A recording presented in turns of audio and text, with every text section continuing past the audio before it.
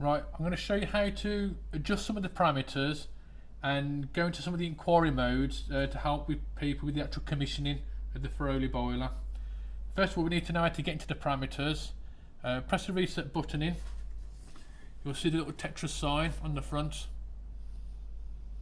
The screen will change. Let go. We enter a code 123. So we press the plus button twice, 1, 2. The hot water button 3 times, 1, 2, 3. Press reset, and it'll start flashing a sub parameter. This is the first one we're actually going to go into. So we're going to go in, press reset, and we get the first parameter that I normally adjust on a lot of these when I go to the boilers is there's only one parameter I always adjust now, and that's the hot water standby or hot water delay. So when the heating's on, the hot water tap comes on. As soon as you turn it off, it's actually set up. You have to wait 2 minutes for the heating to start coming back on again. I actually knocked these down to nothing now, to 0. So as soon as you turn the hot water tap off, the diverter valve moves and dumps all that water into the heating, as long as you've got the heating on. So we're going to scroll through. We're going to go all the way up to P45.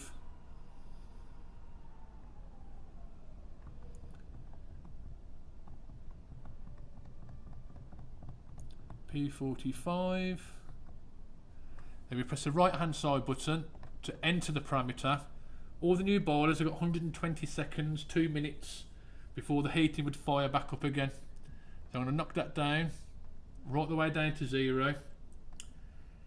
It doesn't really matter if it's on 0 because it takes 30 seconds anyway for after the actual demand of heating. It takes 30 seconds for the boiler to fire up anyway.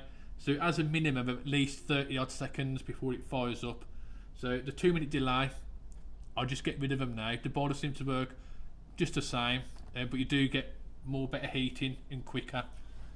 So that parameter's entered. You move up to the next parameter, and that's it. It's been entered then.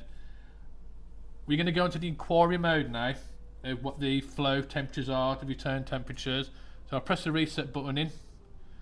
That'll start flashing, and I'm going to go up until I find inquiry. I press reset, so I want to enter the actual parameter. First one I got is T1, which means the flow temperature. Then I press the right hand side plus button. That'll give me the actual flow temperature. Then I do the left to T2. Press the right hand button to see what the value is.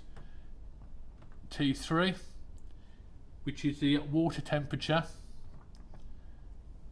And then we've got another one which is F08, which is the flow temperature coming out the tap, the flow rate. So we've got F08, and we press the plus button, and it's on 0 at the moment. If I actually get the tap to be turned on, as I turn it, I think it goes up to around about 10 litres per minute.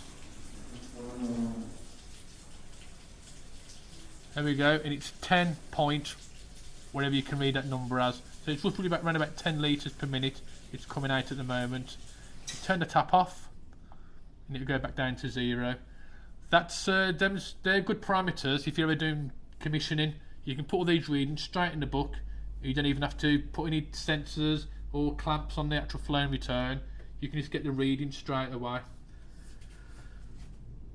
Next one I'm going to go into is the history mode. So press the reset button again,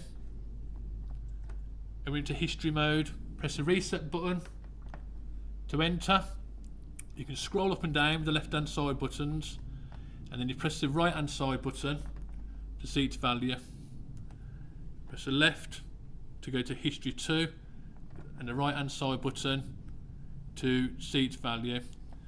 Now if you wanted to reset all these as well, you can press reset, it'll start flashing, press the button again, you go to RE for reset, and what you do, you press the off button, keep pressing it, the screen will change, and it'll go back to the very beginning of all the parameters. And that's some of the buttons and how to get to the parameters and scroll through them for a Ferroli Blue Helix.